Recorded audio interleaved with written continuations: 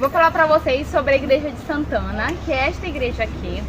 Esta igreja, ela é a obra-prima do Lande. É a igreja que o Lande, ele projetou, ele construiu, ele ajudou financeiramente a construir e ele teve o maior prazer de contribuir com essa obra. Por quê? Santana era a santa favorita dele, era mãe de Maria, avó de Jesus, e ele era devoto de Santana, junto com sua família.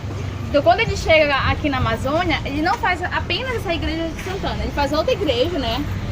Na expedição que ele sobe o Rio Negro, em homenagem também a Nossa Senhora, em homenagem a Santana. E ele deixa esse monumento aqui, que ela é da data, as obras dela foram iniciadas em 1760, mas por não ser uma igreja que o Estado pediu, ou que a própria coroa portuguesa pediu, por ser uma igreja que o Lande mesmo tomou a iniciativa de construir, ela demorou 20 anos para ser concretizada, por dificuldades financeiras, de apoio, incentivo, e que levou, isso fez com que os próprios moradores aqui do bairro da Campina, amigos de Lande, alguns próximos, e construísse a igreja. Lande, inclusive, utilizou os seus próprios homens escravizados, o que ele tinha no seu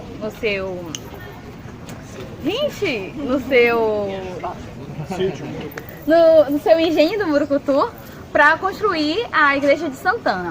Eu queria que vocês observassem ela. Vocês querem caminhar um pouquinho comigo, só para a gente observar um detalhe da arquitetura dela? Lembra do que a Magali falou sobre as torres sineiras? Torres é o que? Característica portuguesa. Na obra do Lande não existiam essas torres, eram apenas as cimalhas, porque essa igreja ela possui uma cúpula. Ela é das únicas 3 igrejas no Brasil que possuem cúpula.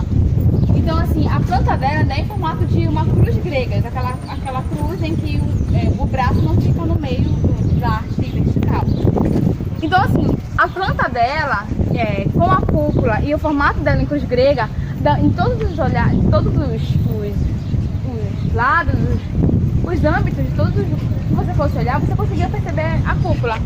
Mas com a reforma que teve posteriormente, que fizeram a introdução das torres, tirou essa característica dela. A cúpula ainda existe, mas não consegue mais observar essa cúpula, como a gente pode ver. Então consegue ver o que? O frontão triangular. E isso é um embate muito grande dos arquitetos, porque muitos dizem que descaracterizou completamente a obra do Lande. Há um embate entre o próprio professor Flávio Nassar e outros arquitetos, porque quem pediu mesmo para se instalar a torre na igreja foi a própria população.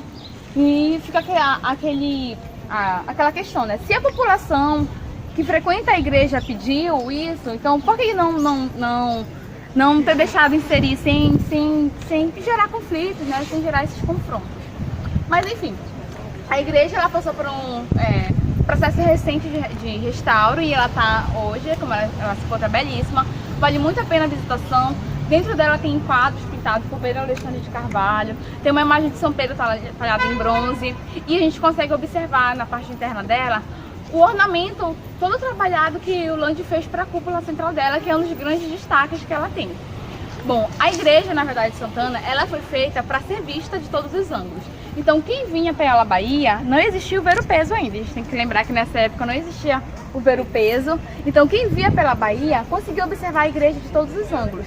Retratos de mapas, croquis, que mostram como era a cidade de Belém naquela época, naquele período do século XVIII, mostram a igreja de Santana sendo vista pela parte do rio e mostram perfeitamente a cúpula dela, que o Lande fez para todo mundo ver a homenagem que ele estava fazendo para sua santa favorita.